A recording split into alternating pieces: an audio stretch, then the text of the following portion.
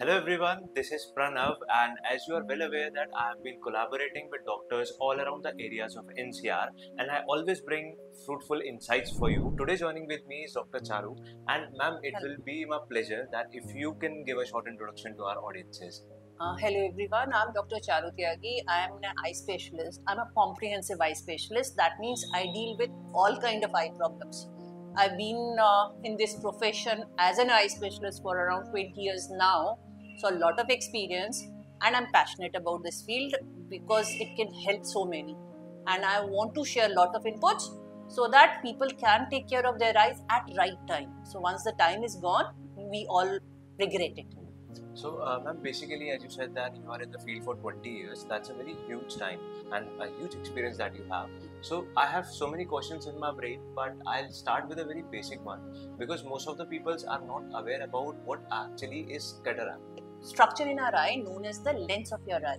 Now this lens has protein particles and they over a period of time get denatured, and once they get denatured the clearer part of the lens is gone, clarity is lost, and then you start seeing less. Now the loss or denaturation of protein can be at birth. It can be because of infection in utero by the mother, or it can also occur as we grow older. So we find cataract, congenital cataracts, infant cataracts, traumatic cataract चोट लगने के बाद हो सकता है, यूवीआइटिस के साथ हो सकता है, स्टेरॉइड के साथ हो सकता है, एंड एज वी एज तो थोड़ा बहुत कैटरैक्ट एजिंग के साथ तो होना ही होना है. The commonest is ageing cataract. Asian cataract. Okay. So, ma'am, as you said that there are too many types of cataracts happening in infants, and with the aging, it happens, it occurs. So, like, basically, at what age does it actually happens? देखिए, जो अलग अलग type का cataract है वो अलग अलग उम्र में हो सकता है. तो कुछ बच्चे पैदाइशी कैटरैक्ट के साथ होते हैं और उनको हम महीना 2 महीने में ऑपरेट करते हैं, और जैसे जैसे हमारी उम्र बढ़ती है तो जो एक एजिंग कैटरैक्ट है उसके इंसिडेंस बढ़ता चला जाता है. किसी भी एज में मोतियाबिंद या कैटरैक्ट हो सकता है. It can be 0 months, 1 month to 100 years, and हमने हर एज में कैटरैक्ट ऑपरेट किए हैं. कि एक्सपीरियंस आपने बोला कि आप हर एज में आपने क्रिएट मतलब ट्रीट करे हैं cataracts. So in these 20 years what was your like who is your youngest patient and who was your oldest? So the youngest patient was just a 2-month-old child, and the eldest one was a 100-year-old senior citizen. So guys, stay tuned to our video because in the next video Charu ma'am is going to tell like what actually creates cataract in one's eye. Keep following us and we will know why is cataract formed.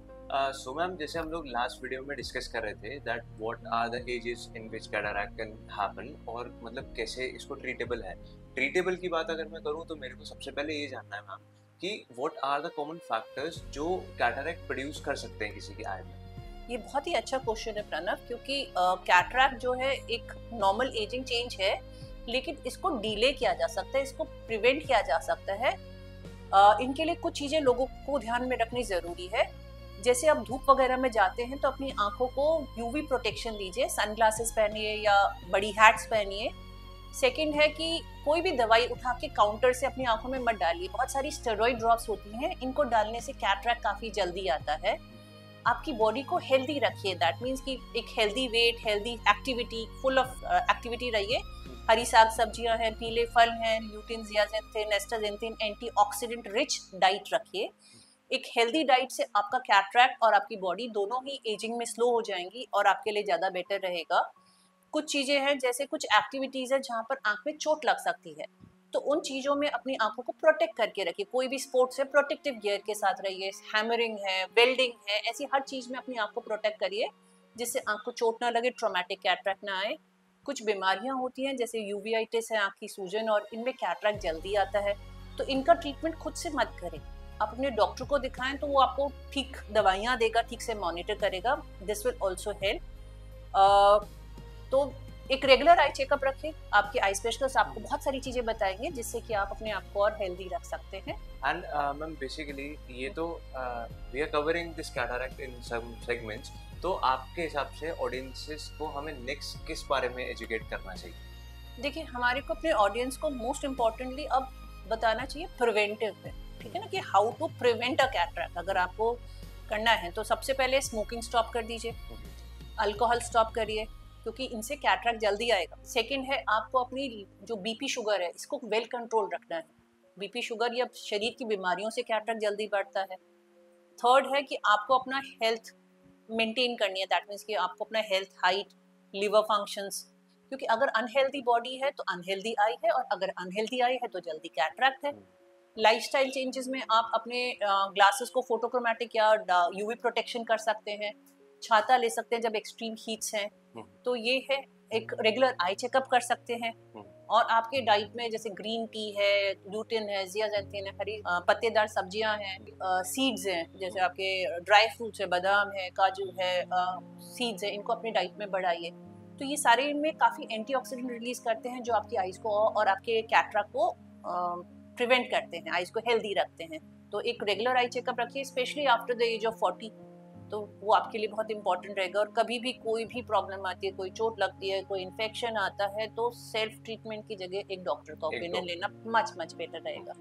So, as you heard Dr. Charu delivering knowledge about how to prevent cataract, अगर आप भी एक अच्छा eye specialist देख रहे हैं और आपको समझ नहीं आ रहा है कहाँ जाना है, so you are at the right video. In the upcoming videos, हम चारू मैम के साथ डिस्कस करेंगे that how to prevent that, how to get it operated and what are the precautions जो आपको ऑपरेशन के बाद लेने चाहिए. Now keep following us, और मैं आपको बताने वाली हूँ अगर कैटरैक्ट हो जाए तो आपको कैसे ठीक कराना है in our next segment. So ma'am, as हम लोग लास्ट वीडियोस में डिस्कस कर रहे थे कि व्हाट कॉजेज कैटरैक्ट, उसको प्रिवेंट कैसे करना है और क्या क्या प्रिकॉशंस लेने हैं.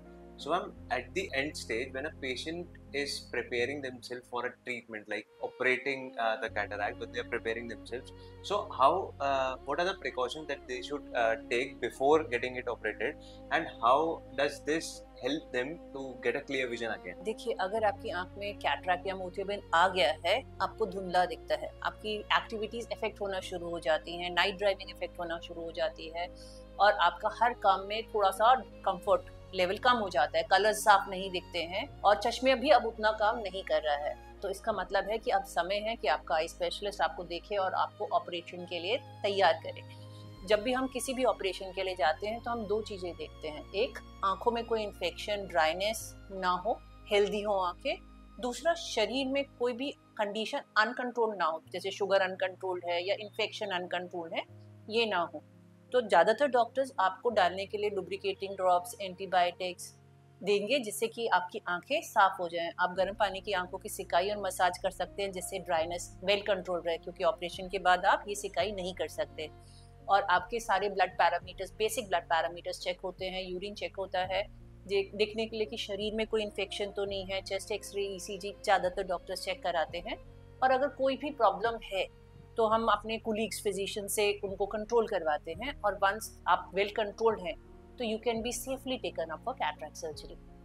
सो मैम, जैसे आपने एक्सप्लेन करा कि क्या क्या कैसे प्रिपेयर करना है खुद को, बिकॉज हैविंग दिस सर्जरी और any kind of surgery is quite disturbing for most of the people, they have to prepare themselves. So जब उनका कैटरैक्ट ऑपरेट हो जाता है, आफ्टर गेटिंग ऑपरेटेड, उनको क्या क्या प्रिकॉशंस लेने चाहिए to protect their eyes against anything?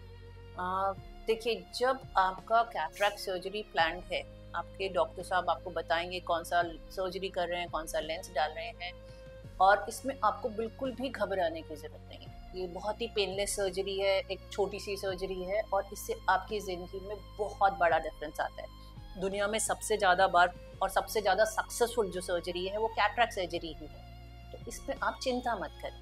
आप चाहें तो बाकी जो पेशेंट्स हैं उनका ओपिनियन देख लें या उनके रिव्यूज़ देख लें, जिससे कि आपको डर ना लगे, आपके साथ अच्छा ही होगा।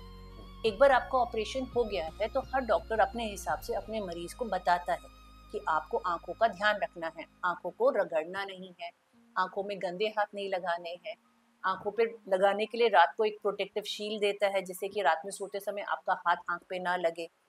आपको डालने की दवाइयाँ दी जाती हैं ज़्यादातर, जिसमें लुब्रिकेटिंग ड्रॉप्स, एंटीबायोटिक ड्रॉप्स और माइल्ड स्टेरॉइड्स होते हैं, जिससे कि आंखों में सूजिश ना आए, इन्फ्लेमेशन ना हो।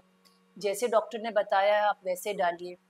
बाहर जाने के लिए जनरली आपको एक प्रोटेक्टिव सनग्लासेस दिए जाते हैं, वो ट्रांसपेरेंट भी हो सकते हैं, वो डार्क भी हो सकते हैं, जिससे धूल मिट्टी आँख में ना जाए। ज़्यादातर डॉक्टर्स आपको माइल्ड रूटीन एक्टिविटीज़ को इमीडिएटली या 2-3 दिन बाद शुरू करा देते हैं, लेकिन सिर धोने के लिए 1 वीक 10 डेज मना करते हैं। क्योंकि गंदगी आपकी आंखों में ना जाए। तो और जैसे पूल एक्टिविटी है, स्विमिंग पूल वगैरह, उसको अवॉइड करने के लिए कहते हैं फॉर अ मंथ और सो। तो जो आपके डॉक्टर्स कह रहे हैं उसको समझे, उसको फॉलो करें। आपकी जो सिस्टमिक बीमारियां हैं जैसे बीपी है, शुगर है, थायराइड है, इसका ट्रीटमेंट प्रॉपर कंटिन्यू करें। अगर आपको और किसी भी दवाई पे आपके फिजिशियन ने रखा हुआ है तो अपने कैटरैक्ट डॉक्टर से कंसल्ट करके उसको कंटिन्यू करें। So, ma'am, the way you are giving this answer in the sympathy that you are showing, so I understood that whenever somebody is visiting you for their eye checkup, they are quite sympathized with how you talk. So, basically, I really want to ask the audience that if you are willing, अगर आपको भी एक ऐसे doctor चाहिए जिनसे बात करके ही आपकी आधी बीमारी खत्म हो जाए, so Charu ma'am is the option for you. We are here at Diviksha eye clinic in Noida. अगर आपको भी हमसे कॉन्टैक्ट करना है और आज ही अपना अपॉइंटमेंट बुक करना है, so we are providing the contact details in the end of the video. Thank you so much for watching this.